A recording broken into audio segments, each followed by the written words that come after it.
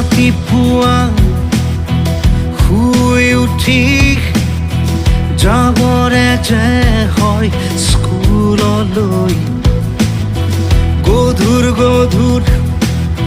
পঢ়াৰ বোজা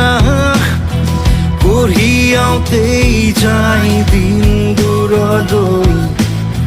স্কুলৰ শেষত টিউচন কৰি ঘূৰি আহি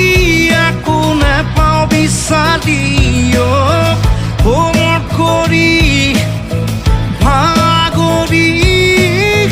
বিচনাত কোলাকেই লওঁ সামৰি